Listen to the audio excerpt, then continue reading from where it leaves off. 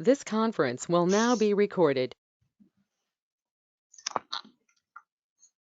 अद्य बुधवासरः अथवा सौम्यवासरः श्रावण कृष्ण तृतीया चतुर्थी च दिनांक 25 अगस्त 2021 चरक निदान अध्याय 8 शंखं चक्रं जलौकां ददतमृतघटं चारुदोषचतुर्भिः सूक्ष्मस्वच्छातिहृद्यां शुकपरिविलसन् मौलिभोजनेत्रं कालाम्भोदोज्ज्वलाङ्गं कटितटविलसच्चारुपीताम्बराढ्यं वन्दे धन्वन्तरिं तं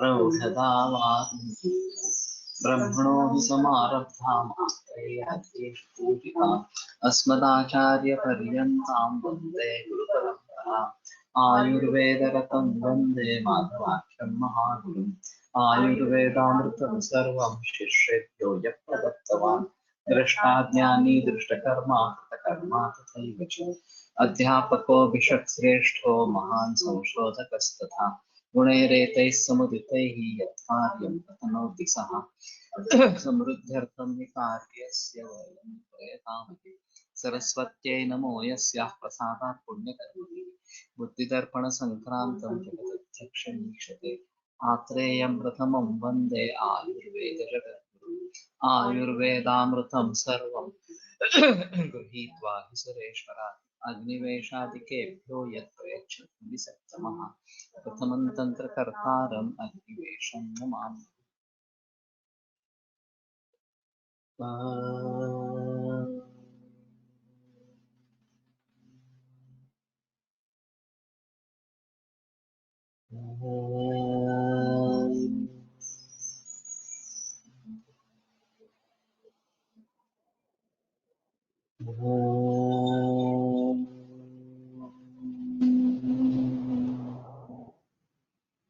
ओम शांति शांति शांति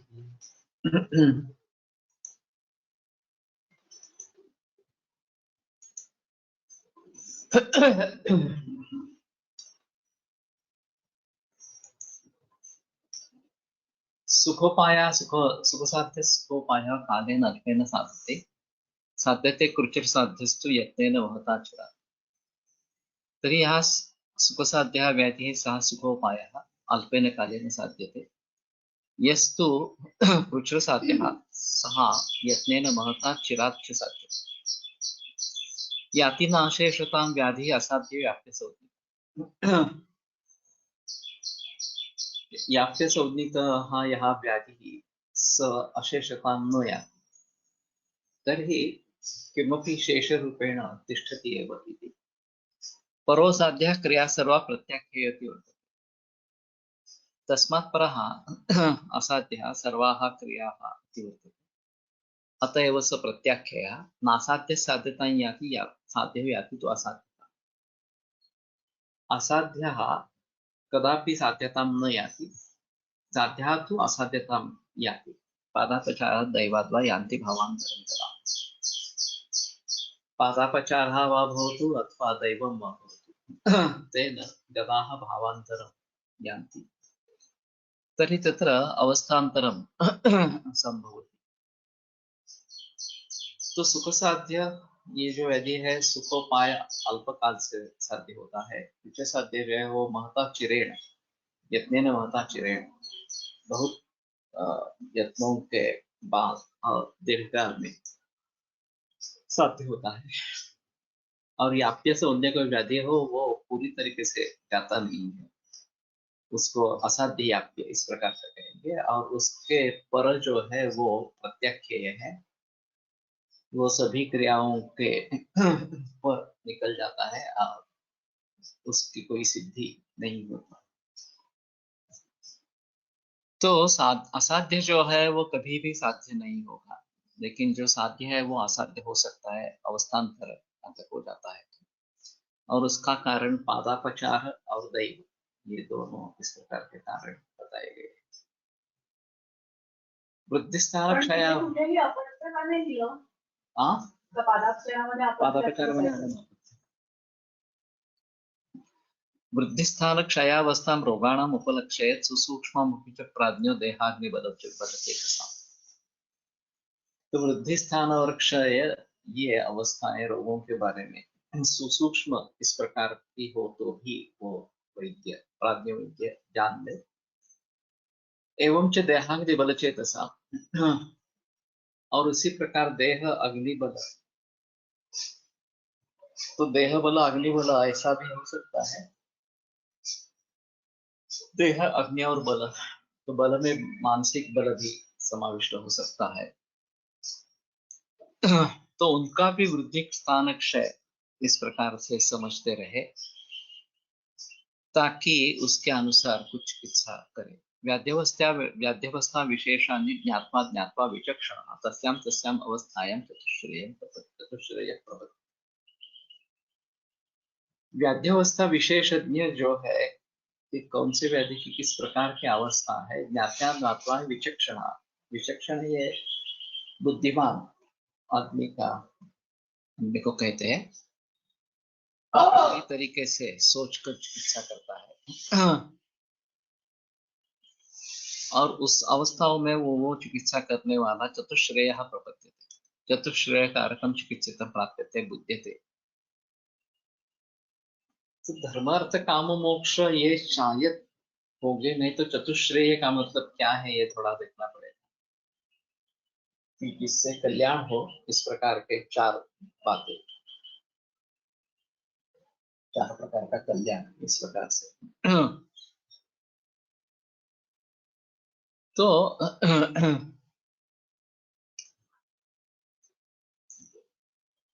हर अवस्था में हमें ज्ञान होना जरूरी है कि सही क्या है और किस तरीके से आगे बढ़ना है, अवस्था कैसी है। ये काफी मुश्किल होता है क्योंकि दोष काल बल वगैरह सभी के बारे में जानना काफी मुश्किल होता है। और जब जब हमारे पास मरीज आए तब इन सभी बातों को ध्यान में रखते हुए अभी क्या करना उचित है इसके बारे में सोचना। तो ये बदलने वाली इस प्रकार की चीज है और फिर भी हमें यथार्थ ज्ञान होना आवश्यक है। ये बहुकारण योगजन्य भाव इस प्रकार का है और फिर भी हमें यथार्थ ज्ञान होना आवश्यक इस प्रकार का है। तो ये काफी मुश्किल मामला होता है, फिर भी कोई उसमें दूसरा चारा नहीं है, इसी तरीके से हमें आगे बढ़ना चाहिए। प्रायः तिर्यकता दोषाक्लेशयन्त्यातुरांश्चिरन् तेषु त्वरया कुर्यात् देहाग्निबलविक्रिया प्रयोगैः शक्पयेत्तान् वा शपयेद्वा तान् सुखं वा कोष्ठमानयेत् ज्ञात्वा कोष्ठप्रपन्नांश्च यथा सन्नं हरेत्। तो जो जानकार व्यक्ति है, बुध है, वो प्रायः तिर्यकता दोषाक्लेशयन्त्यातुरांश्चिरन्, तिर्यकगत जो दोष है वो दीर्घ काल तक रोगियों को पीड़ा इस प्रकार के देते हैं। अब ये बड़ा अहम मुद्दा इस प्रकार का है क्योंकि अभी फिलहाल हमारे पास जो मरीज आते हैं वो एलोपैथी के सिम्टोमेटिक रिलीफ के लिए दवा लेके इस प्रकार के आते रहते हैं। जैसे मैंने कहा कि ये दवाइयाँ व्यवाही विकासी गुण के कारण सीधे धातु में पहुंच जाती है, कोष्ठस्थ अग्नि से कोई उसका पाला नहीं पड़ता इस प्रकार से। और फिर ये दोष और रोग दोनों तिर्यकगत इस प्रकार के हो जाते हैं, शाखा ब्रह्मास्त्र संधि में आश्रय कर लेते हैं। अब उनको कुछ तात्काल कर्म करने की कोशिश करेंगे तो वो भी मुसीबत वाली इस प्रकार की बात है। तो बहुत धीरे धीरे उनको सुलझाना है और इधर कोष्ठ में लाना है या प्रयोगिक क्षपयेद्वाता प्रयोग के द्वारा उनका क्षपण करे इन दोषों का, रोगों का इस प्रकार। चतुश्रेय ऐसा चार पुरुषार्थ ठीक है।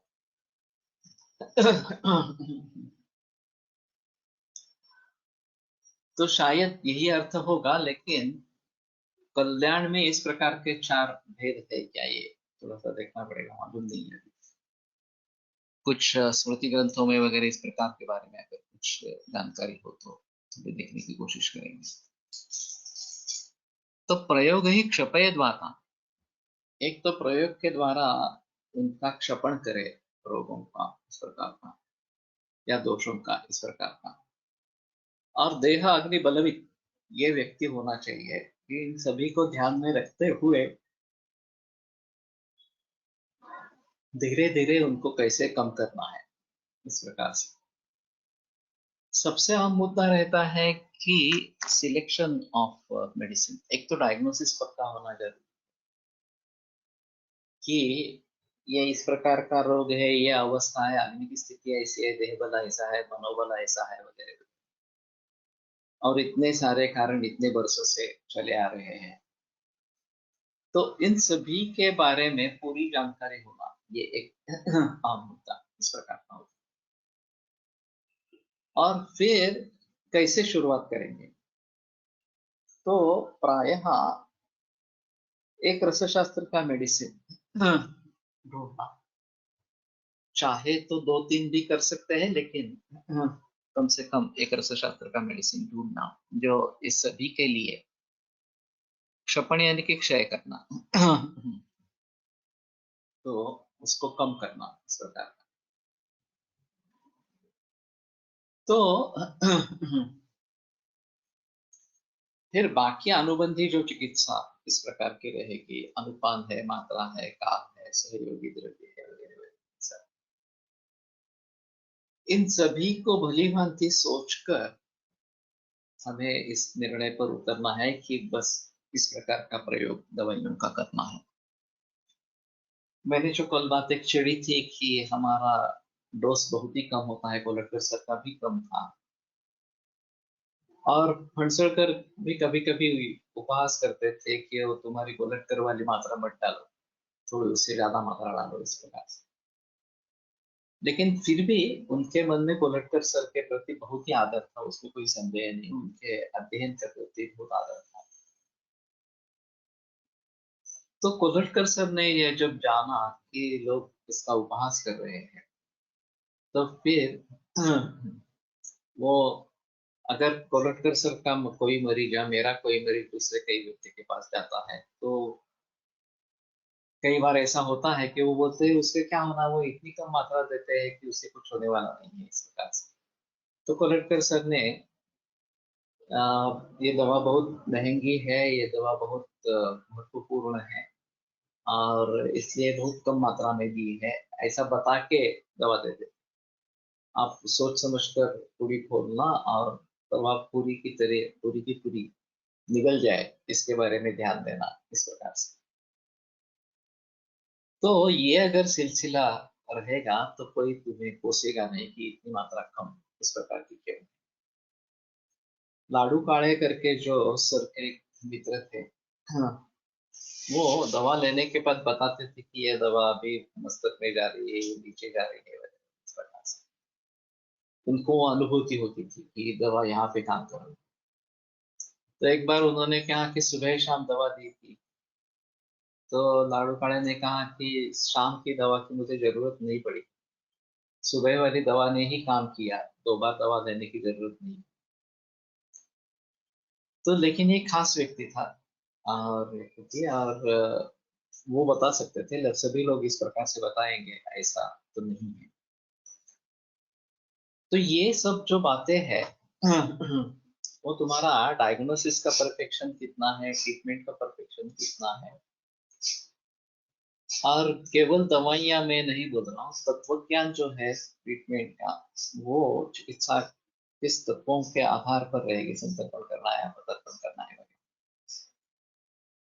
इन सभी बातों को लेकर बहस होगी, और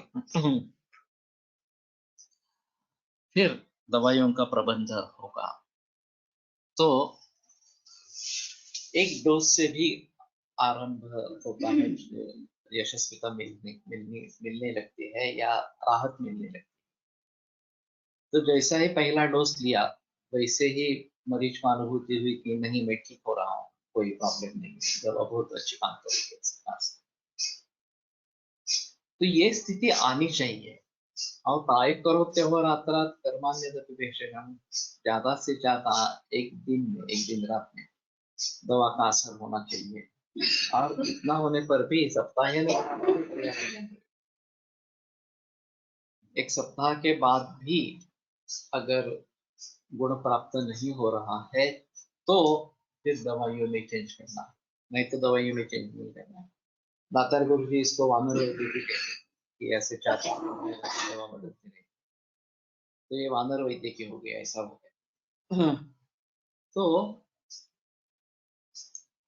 इन सभी के बारे में भली भांति जानना, और फिर ये जो अभी धातुओं में स्थित इस प्रकार के रोग है और औषधियां भी धातुओं में जाकर बसी हुई है, वहां पे इफेक्ट दिखा रही है। तो उसके हिसाब से मैं मानता हूँ कि सिद्धकृत कल्पना ज्यादा अच्छी इस प्रकार की है। अग्नि अच्छा होना चाहिए, कम से कम अतिमंदाग्नि तो नहीं होना चाहिए। जो घी देंगे उसका तो बचत होना चाहिए। लेकिन घी में ऐसी स्थिति है कि सहस्त्र वीर्यम विदेश श्रुतम कर्म सहस्त्र, तो सहस्त्र विधि भी श्रुतम, सहस्त्र हजारों प्रकार से अगर कृत को सिद्ध किया जाता है तो सहस्त्र वीर्यम और कर्म सहस्त्र को, उसका वीर्य हजार गुना बढ़ जाता है, और कर्म सहस्त्र को हजारों कर्म उसके द्वारा हो सकते।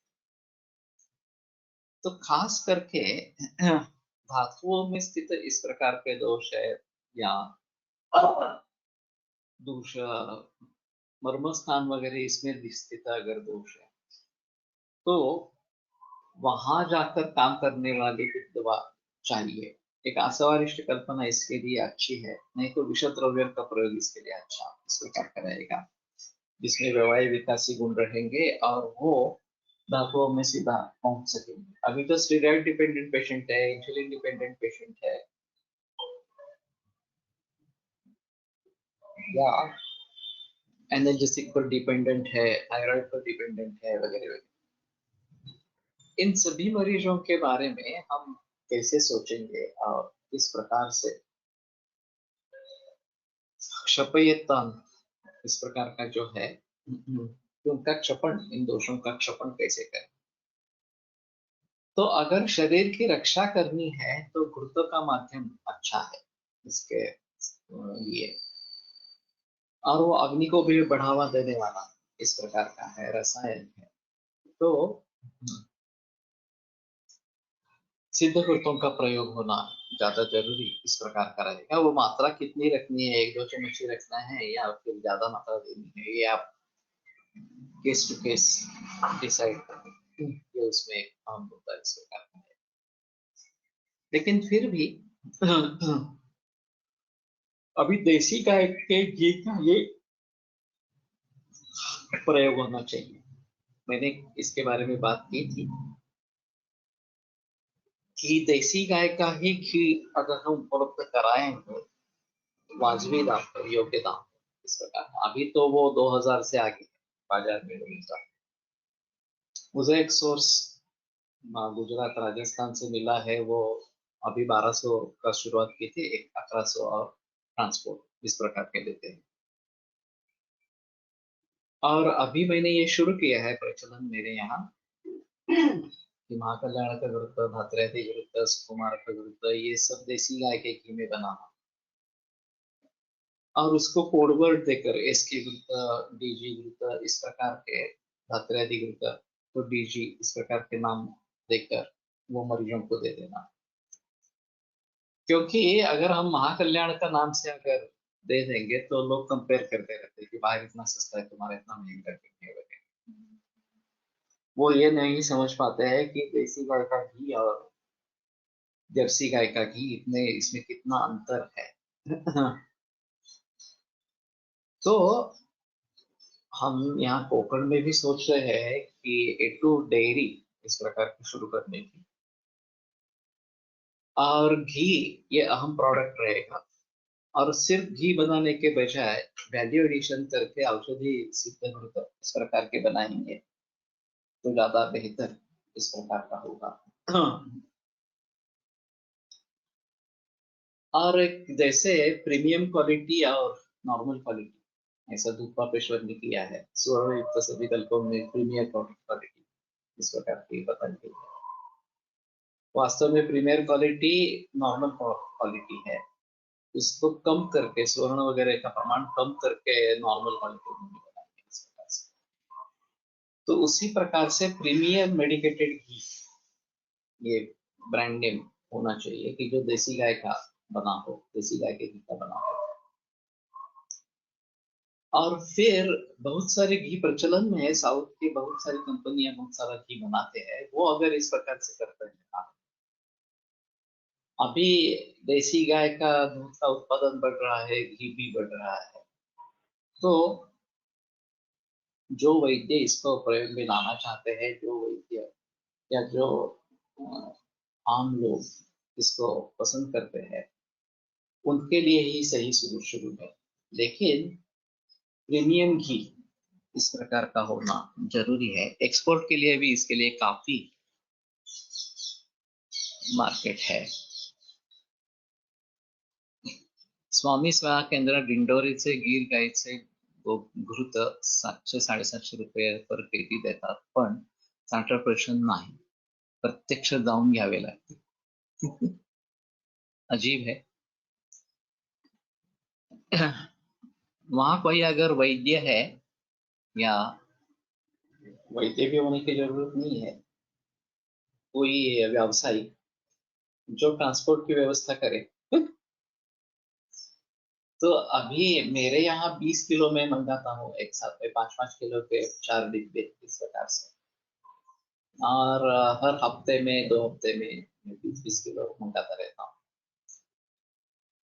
तो उसी प्रकार से अगर डिंडोरी से होता है और ये अगर अच्छा है, क्वालिटी अच्छी है, तो यही सही। तो हमारी कॉस्ट भी कम हो जाएगी। वैसे जर्सी गाय का घी 600 रुपये, 700-750 तो कोई मतलब नहीं है, और सस्ता हो जाएगा। गिर गाँव घी की पहचान क्या है, कैसे पहचान, ऐसे तो नहीं बता सकते। हमें विश्वास रखना है बस। हाँ? एकदम पिवळं अजिबात नसतं। हाँ, उतना पीला कलर नहीं होता है, थोड़ा व्हाइटिश होता है इस प्रकार से। लेकिन फिर भी हम खुद जाकर देखें किस प्रकार की गायें हैं। और ये फिर भी अभी कंपटीशन बढ़ने लगेगी तो शायद वाजबी दाम पर हमें उपलब्ध हो। ये तो काफी सस्ता है, ये मैंने पहली बार इतना रेट सुना है। पचमेड़ा का आता था वो भी 1000-1050 इतने रुपए में आता था, लेकिन वो लीटर के हिसाब से था। और जो अभी आ रहा है वो किलो के हिसाब से है, तो वो 1 किलो इस प्रकार। तो वो रेट सेम ही इस प्रकार का हो गया, 1100 वगैरह है। तो ये रादर थोड़ा सस्ता होगा अभी जो गुजरात से आ रहा है वो। तो अभी काफी लोग इसमें काम कर रहे हैं। हमारे कोकण एरिया में 10,000 का अनुदान देके 60 गाय खरीदी गई है, हमारे आसपास ही है। और गिर गाय जनरली 8 से 10 लीटर या उससे ज्यादा दूध देती है एक दिन के लिए। तो ये 600 लीटर का करीबन उत्पादन हो गया, 500-600 लीटर का उत्पादन हर रोज का इस प्रकार का हो। और वैसे उन्होंने ये भी किया है कि 60 रुपए लीटर से बेच रहे हैं। जो लोग खरीदना चाहते हैं उनके लिए 60 रुपए लीटर से बेच रहे हैं। अभी शहरों में तो 70, 80, 90, 100 इतना रेट है देसी गाय के दूध का। लेकिन इस प्रकार से अगर पथमेड़ा घी इज गुड ऑप्शन। तो मैंने उसके बारे में भी थोड़ा सोचा था। अभी कुछ लोग उसमें से, गव्यामृत जो है वो उसमें से बाहर निकला है। क्योंकि इसमें गैरव्यवहार होने लगे बथवेड़ा में, ऐसा मैंने सुना था, इसलिए मैं थोड़ा सा डर गया था। तो अभी हमें प्रामाणिक व्यक्ति चाहिए कि दाम जो सही है वो दे ले, लेकिन इस प्रकार का फंसाना उसमें नहीं होना है कि गीर गाय का कहते हैं उसमें मिलावट करके घी दे देंगे तो ये अच्छा नहीं रहेगा। तो हम खुद अगर करेंगे तो एक अलग चीज है, और खुद नहीं कर पाएंगे तो भी एक अलग चीज है। और वैसे विदेशों में काफी मार्केट है। अभी विदेशों में पतंजलि पहुंच गया है, रविशंकर का ब्रांड भी पहुंच गया है, लेकिन पतंजलि के बारे में बता नहीं सकते उसकी प्योरिटी के बारे में, क्योंकि उन्होंने गाय का देसी घी ऐसा शब्द चल किया है। देसी गाय का घी छोड़कर गाय का देसी घी इस प्रकार शब्द चल किया है। तो अगर इस प्रकार से काम करते हैं तो एक अलग बिजनेस हो जाएगा, केवल घी बेचना। यहाँ दौंड के नजदीक है, उसकी बहुत सारे गायें हैं, उसका सभी घी कनाडा, ये रशिया में जाता है इस्कॉन टेम्पल के लिए। तो ये भी काफी महत्वपूर्ण इस प्रकार का माहौल है। तो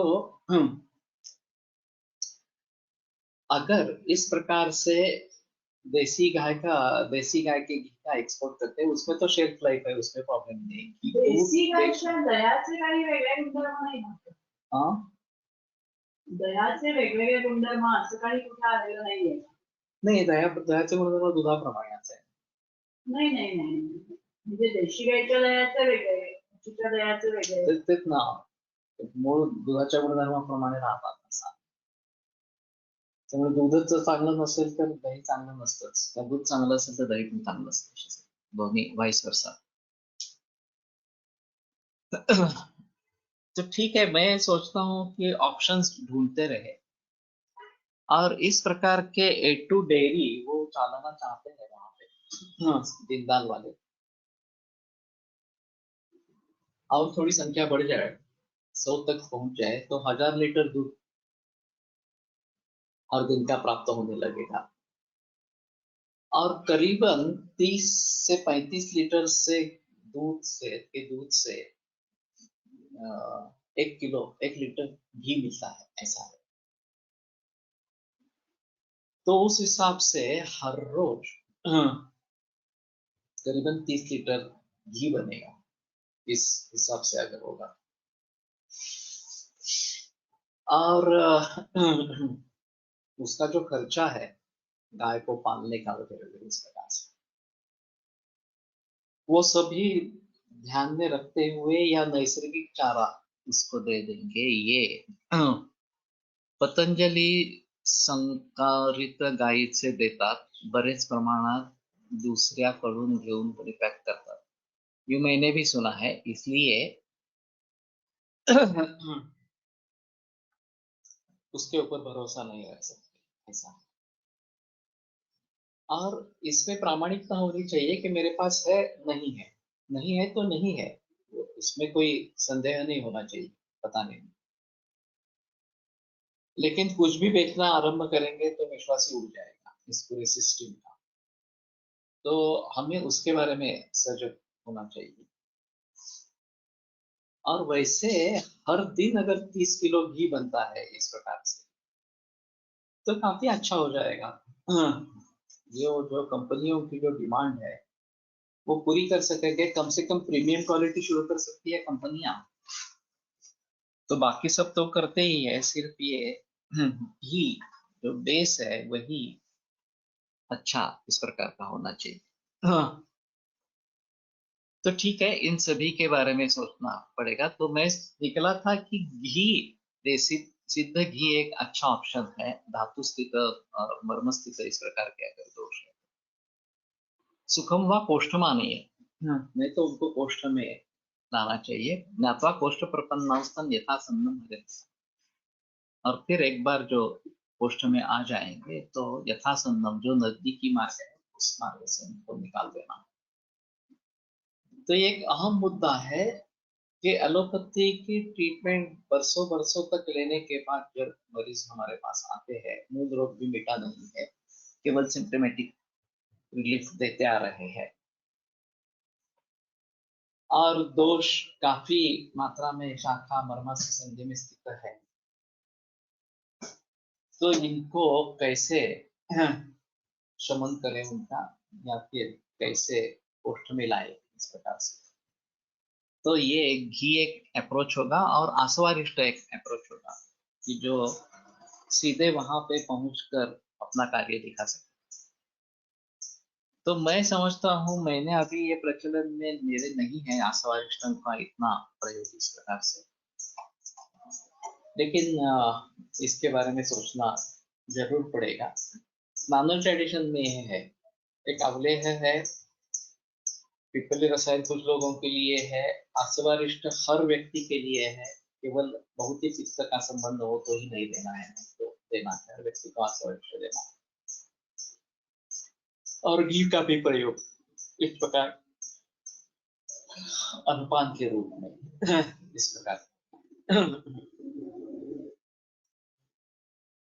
तो ये अगर करते रहेंगे तो शायद बात बनेगी।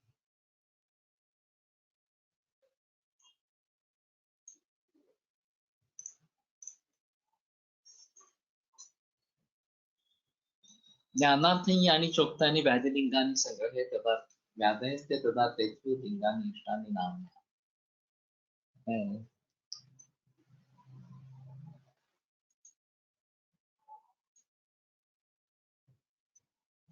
तो संग्रह में ज्ञान के लिए जो व्याधि लिंग बताए गए हैं, व्याधयस्ते तदा त्वेतु लिंगानि इष्टानि नाम्नि। तो तदा त्वेत्ते व्याधयः,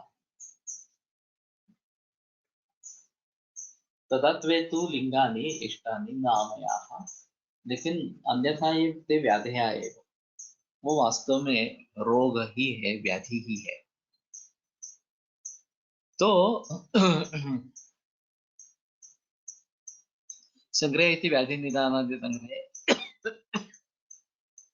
ये निदान स्थाने ज्ञानार्थं प्रधानभूत ज्वरादि ज्ञानार्थं व्याधयः सन्ति, ते अविपाकारुच्छादयः स्वातन्त्र्येण उत्पद्यमानाः व्याधयः एव व्याधित्वेन एव व्यपदेष्टव्या इत्यर्थः।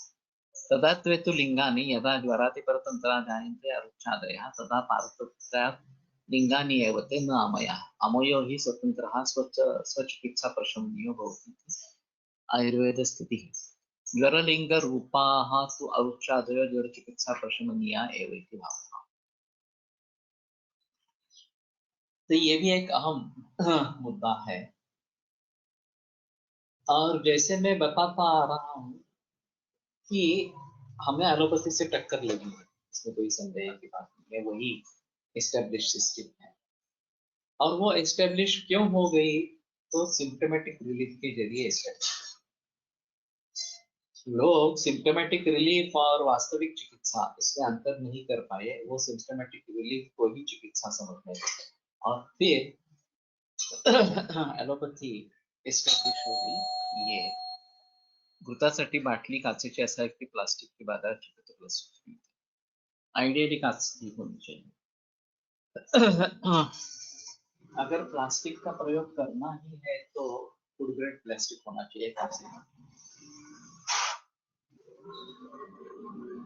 ये बहुत बड़ा मुद्दा है कि अगर पर्यावरण की रक्षा हम करना चाहते हैं तो प्लास्टिक का उपयोग जितना कम हो उतना अच्छा इस प्रकार का।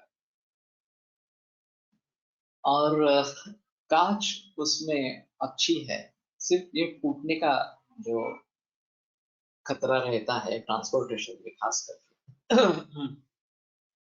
अगर हम खुद घी वगैरह बनाते हैं और कांच की बाटली में रखते हैं तो बेटर चॉइस है। तो लोगों को देने के लिए भी अगर कांच की बोतल में देते हैं तो अच्छा चॉइस है। सिर्फ ट्रांसपोर्ट से जब भेजना है तो मुसीबत हो सकती है, फूट सकते हैं, इसलिए ये प्लास्टिक ने कांच को रिप्लेस किया। लेकिन हमें उसको उत्तेजन देना है, कांच की बोतल को, और प्लास्टिक का प्रयोग जितना कम कर सके उतना अच्छा इस प्रकार का रहेगा। अभी फिलहाल हमारी मानसिकता पहले चेंज होनी चाहिए और हमें ज्यादा से ज्यादा कांच का उपयोग करना है, तो हम लोगों की मानसिकता के बारे में सोच सकेंगे और उसमें बदलाव इस प्रकार का आ सकता है। तो ज्ञान के लिए जो लक्षण बताए गए हैं ते व्याधि, वो व्याधि ही है, केवल वो जब ज्वर का वगैरह निर्देश करते हैं, रोग का निर्देश करते हैं, तब वो लक्षण, फिर भी वैसे वास्तव में व्याधि व्याधि ही है। हाँ, तो मैं कह रहा था कि ये सिम्टम्स अभी जो है जिसके लिए एलोपैथी काफी प्रयास कर रही है केवल सिम्टोमेटिक, वो हमें भी सोचना, हमारे पास मरीज आता है वो सिम्टम्स के लिए आता है, उसका रोग क्या है उसको ज्यादा पता उसका नहीं चलता। अगर एलोपैथी का कुछ डायग्नोसिस के लेके आता है तो उसके बारे में वो थोड़ा जानकारी इकट्ठा करते हैं, फिर भी उसकी मेन कंप्लेंट जो है वो उसके सिम्टम्स, और अगर सिम्टम्स में राहत मिल जाती है तो वो समझ लेता है कि हाँ ये दवा काम कर रही है और मुझे इस रोग के लिए फायदा हो रहा है। वो ये नहीं समझता कि एलोपैथी के सिम्टोमेटिक रिलीफ से वास्तव में रोग ठीक नहीं होता वगैरह, उसको लगता है हाँ ये ठीक हो रहा है इसके पास। उसी तरीके से अगर हम सिम्टोमेटिक रिलीफ दे देंगे तो लोग तुम्हारे ऊपर विश्वास रखना आरंभ करेंगे और आयुर्वेद की तरफ मुड़ेंगे। तो इसमें एक अहम मुद्दा है कि सिम्टोमेटिक रिलीफ एलोपैथी जैसा तो हम नहीं दे सकते, एनालिसिस पर जिस प्रकार से काम करती है उस प्रकार का हम नहीं दे सकते, लेकिन मूल रोग कौन सा है उस रोग को मिटाने वाली दवा अगर हम दे सके चुनकर कि यही दवा इसके लिए बहुत अच्छी बढ़िया दवा इस प्रकार की है, और फिर उसमें उस लक्षण के लिए कुछ दवा बताई गई है उस रोग, अस्वेदन निद्र तृष्णार्था सीतामलक नागरे वगैरह जैसे है, तो भक्ति पार्श्व अगर इस प्रकार की कुछ अवस्था अनुसार लक्षणों के अनुसार दवाइयां बताई गई है तो उनका प्रयोग करना ये काम होता इस प्रकार का। और अगर वो नहीं है इस प्रकार से तो दूसरे किसी अधिकरण में उसके लिए अगर दवाइयां हैं तो उनका प्रयोग करते हैं। अभी ब्लैडर कैंसर के मरीज आते रहते हैं और सरक्त मूत्र परिवर्तन होता रहता है, शूल होता है, कुछ टुकड़े टुकड़े उसके निकलते आते रहते हैं वगैरह। अब ये तो हमारे ग्रंथों में नहीं है, विद्या अग्निकर्म इंस्टेंट रिलीफ साठी हो सकता है, लेकिन ये केवल तात्कालिक ही है। लेकिन मैं जो विचार कर रहा हूँ वो मूल रूप से रोग को भी ठीक करने वाली चिकित्सा हो और तात्कालिक भी इस प्रकार। अभी कल एक व्हाट्सएप में मैसेज पढ़ा, इसमें जोधपुर में कोई वैद्य ऐसा कुछ है जो मैनिपुलेशन करता है स्पाइन पर, और तुरंत एक 10 मिनट में रोगी ठीक हो जाता है। वो अच्छी तरीके से ठीक होता है या फिर व्याधि दोहराता रहता है ये अलग चीज है, लेकिन इंदिरा गांधी से काफी लोगों को उन्होंने ट्रीटमेंट दी है और सभी को अच्छा मिला इस प्रकार का इंस्टेंट भी है और दीर्घकालीन भी। तो ये काफी अजीब है थोड़ा सा। तो विद्या कर्म और अग्नि कर्म, मैंने महाराष्ट्र में भी एक व्यक्ति के बारे में इस प्रकार से सुना था, 300 मरीज हर दिन में देखते हैं और केवल लिटाते हैं मरीज को और अंगूठे से मैनिपुलेशन करते हैं और तुरंत रिलीफ इस प्रकार का हो जाता है और दीर्घकाल रहता है, ऐसा नहीं है कि हो गया बाद में फिर से शुरू हो गया इस प्रकार से। पराशर वैद्य जी है, अच्छे रिजल्ट है जोधपुर में। हाँ, पराशर वैद्य भाई। तो स्पाइन के बारे में जब ये बात आती है कि स्पाइन सर्जरी करवानी है नहीं करवानी है इस प्रकार से, अभी मुझे ये तो पता नहीं है, कैंसर में जब स्केलेटल मेटास्टेसिस होता है तो ये लोग रेडिएशन देते हैं। उसके बजाय अगर हम पिंडस्वेद वगैरह करवाते हैं तो उससे भी काफी अच्छा होता है। कटिपृष्ठ बस्ती फॉलोड बाय पिंडस्वेद या पत्रकोट, अगर सामावस्था है तो पत्रकोट,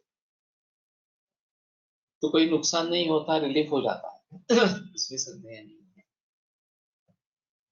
3 पीढ़ी से है उनके घराने में। तो इसके बारे में हमें भी पता होना चाहिए कि अगर ये आयुर्वेद का एक अंग है वास्तव में, ग्रंथों में साक्षात संबंध इसका नहीं है, निर्देश नहीं है, फिर भी आयुर्वेद माने नहीं माने, मैनिपुलेशंस माने, ये अच्छा रहेगा. आळंदी जवळ एक आहे, रुग्णाला उलट टांगून मणक्याची सेटिंग करतात, खूप गर्दी असते. टीव्हीवर पण बातमी आली होती. उलट टांगून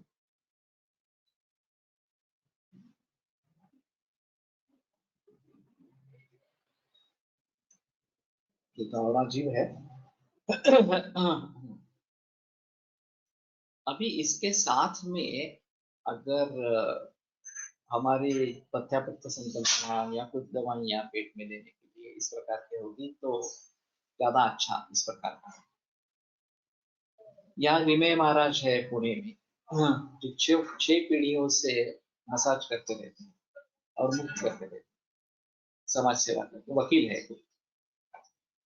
अभी तो वो काफी बूढ़े हो गए, लेकिन ये प्रचलन उनके घराने में चलता ही आ रहा. समीर जमदग्नि ने एक बार सभी अनुभवों का संकलन करने का प्रयास किया था. किस प्रकार के मरीज उनके पास आ रहे हैं, सीरोमस्कुलर डिस्ट्रोफी से लेकर पक्षवात और बहुत सारे तरीके के लोग आते रहते हैं. कितना रिजल्ट मिला है, और उनका तो ये ऐसा है कि सिर्फ ये ग्राउंडनट ऑयल का ही प्रयोग करना है, तिल तेल भी नहीं प्रयोग करना, और सिद्ध तेल का तो नाम ही मत लेना, और फिर भी अच्छे रिजल्ट है. केवल मसाज का टेक्निक और वो ग्रेविटेशनल ट्रैक्शन उल्टे टांगण्याने मिळत असते, पॉसिबल है. लेकिन फिर भी ये लिटा के करना, ये तो पराशर करते हैं, वो भी अच्छा है. अगर प्रचार प्रसार ही उसका करना है तो किसी को सीख लेना चाहिए. और आयुर्वेदिक ऑर्थोपेडिक अलग प्रैक्टिस हो सकती है, ये तो सिर्फ टेक्निक है उनका. उसके साथ में अगर हम कारण वगैरह सब ढूंढेंगे, दूसरे निश्चय करने की कोशिश करेंगे, और इन मैनिपुलेशन से क्या होता है ये देखने की कोशिश करेंगे तो ज्यादा अच्छा है इस प्रकार का. I think it's astropathy Russian side. वैसे राम भोसले भी इस प्रकार के सीखे हुए थे, और वो भी मैनिपुलेशन बहुत अच्छे करते थे, मसाज भी बहुत सारे चीजों से करते थे. और उन्होंने भी पंडित नेहरू से लेकर बहुत सारे लोगों को मसाज किया है, रूजवेल्ट और स्टालिन, इन सभी को भी मसाज किया है राम. वो तो नहीं रहे अभी. लेकिन कहने का तात्पर्य अर्थ ये है, हमारे यहाँ अभ्यंगवर्धन का कोर्स चलता था 12th मार्च का, तो मैंने उस समय में सोचा था कि इसके बारे में एक वर्कशॉप करेंगे, और वैद्य और मसाजिस्ट दोनों को साथ लाने की कोशिश करेंगे. कई वैद्य भी ऐसे हैं जिनका मसाज बहुत अच्छा है. आरती देव, आरती सांडू की जिसका अभी निधन हो गया, वो भी बहुत अच्छी थी मसाज में. ऋषिकेश मेत्रे अच्छा है, घनश्याम वर्मा अच्छा है, प्रमोद कुलकर्णी अच्छा है. तो ये मसाज का टेक्निक जो है, वो एक अलग बात रहेगी, और टेक्निक से क्या फायदा होगा ये अलग बात रहेगी. और उसमें अगर हम भली भांति दवाइयों का प्रयोग करते हैं तो उसके लिए कारीगर हो, तो ये भी एक अहम मुद्दा. वैसे औषध कोश में मसाज अभ्यंग के बारे में या मर्दन के बारे में केवल आधा पेज, लेकिन हाँ, मर्दन के बारे में, अभ्यंग के बारे में करीबन 14-15 पेज है. और किस रोग में किस तेल से अभ्यंग करना, ये बताया गया है।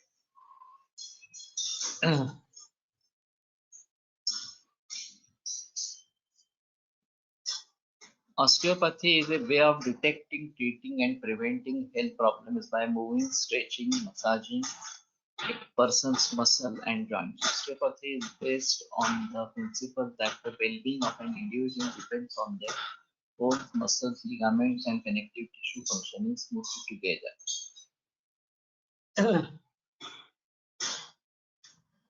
नेहमी पुढे चालतो तर उलटे तवा असे शेंडे शास्त्री सांगत. लंबर साठी चांगला उपयोग होतो. तसे नेहमी उभे असतात उलट ते टांगून ठेवल्याने विरुद्ध दिशेने ताण पडून उपयोग होत असावा. सही है. और खास करके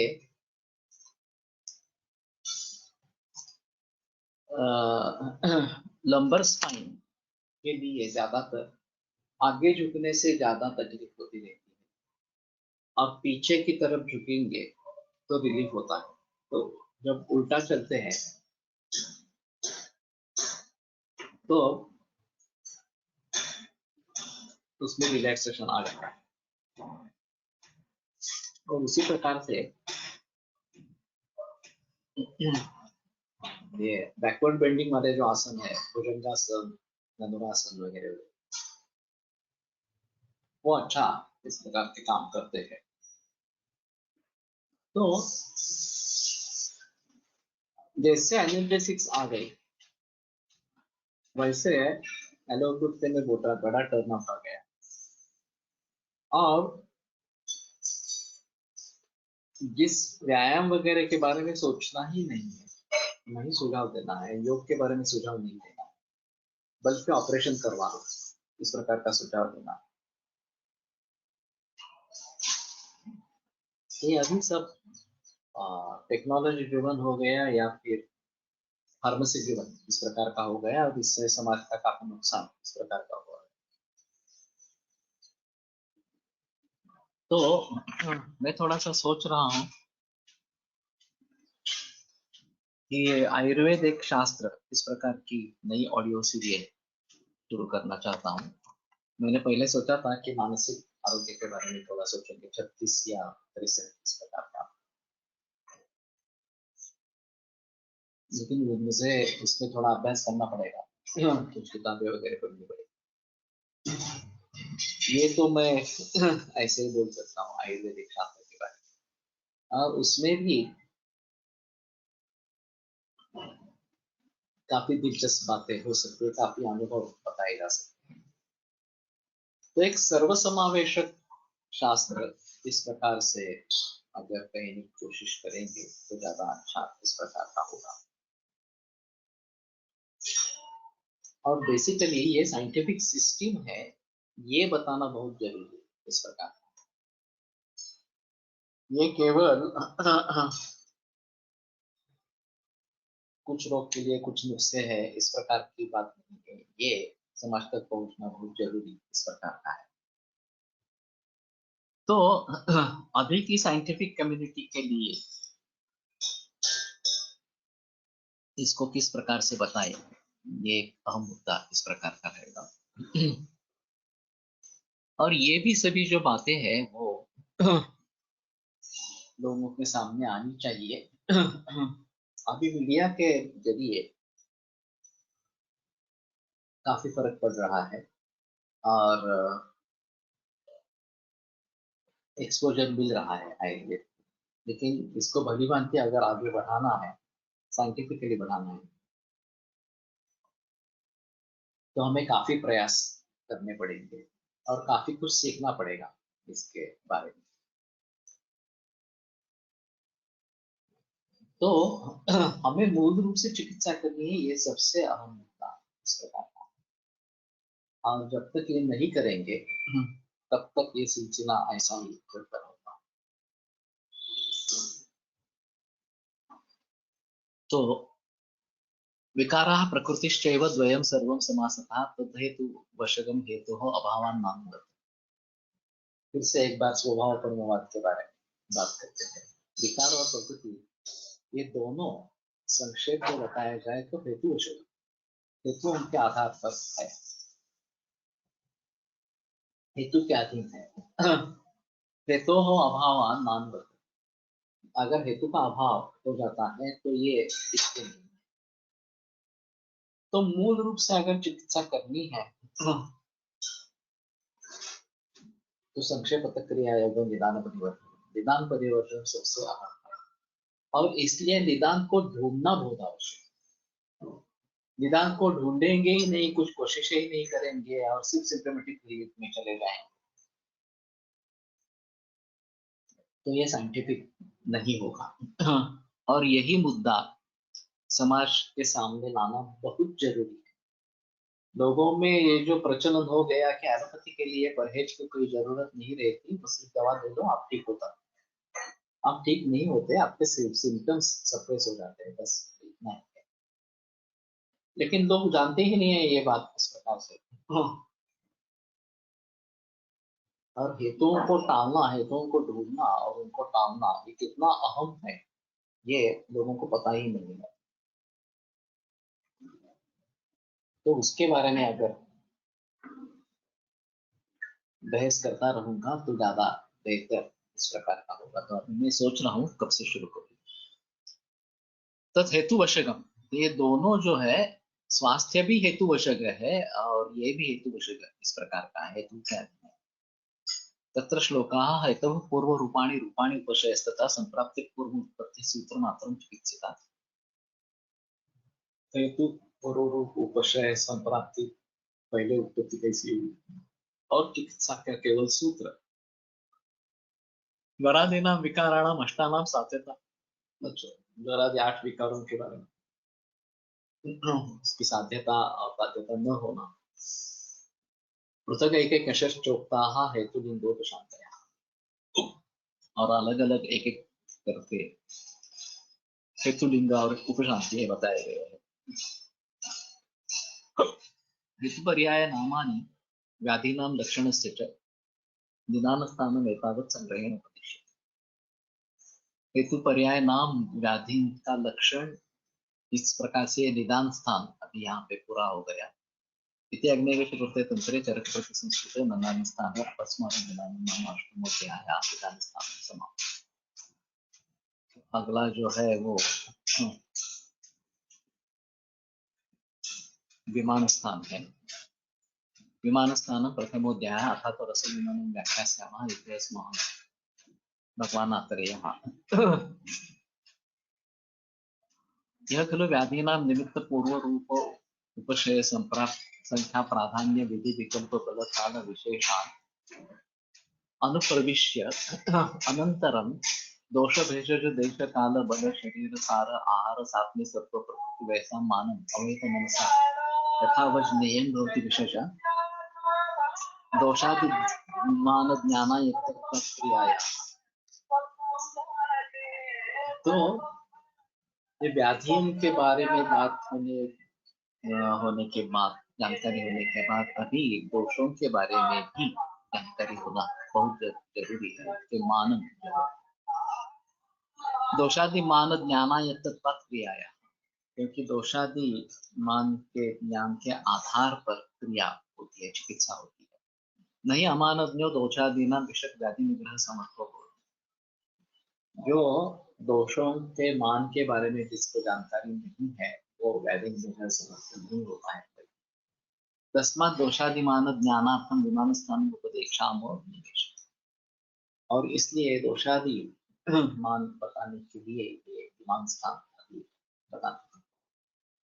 तो विमान स्थान एक चरक संहिता की खासियत है, चरकाचार्य की खासियत है। दूसरे किसी भी ग्रंथ में विमान स्थान,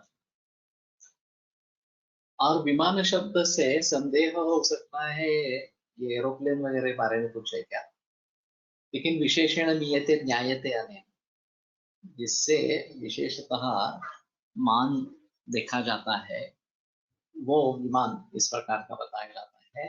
और फिर इसमें काफी विभिन्न विभिन्न इस प्रकार के विषय है, वैसे विस्तृत है विमान स्थान, और खास करके 8वां अध्याय बहुत ही विस्तृत इस प्रकार का। तो पहले भी एक बार पढ़ चुके हैं, और अंग्रेजी में मैंने उसका विवरण भी किया है। तो अभी ये मेरी अनुभव रहा है कि जब भी मैं पढ़ता हूँ तो नए नए विचार सामने आते रहते हैं, नया दृष्टिकोण मिलता रहता है।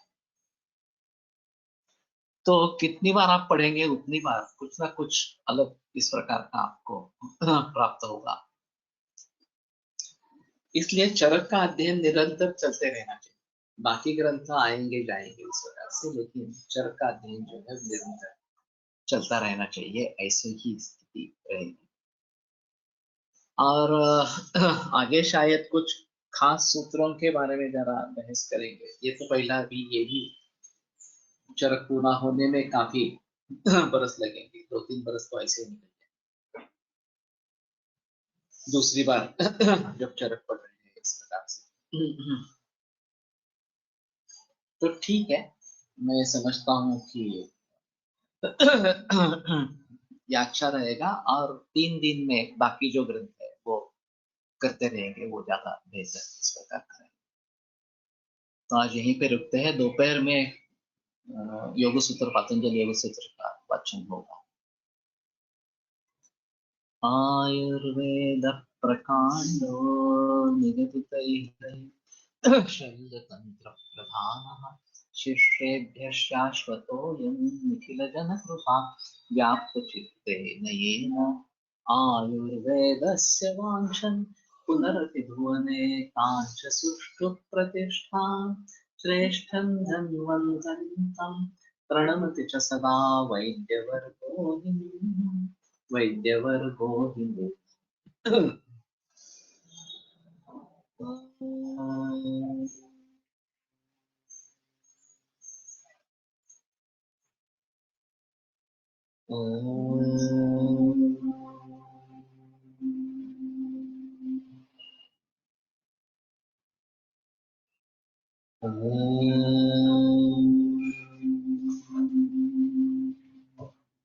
ओम शांति शांति शांति।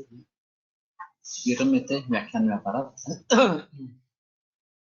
चतुराधना से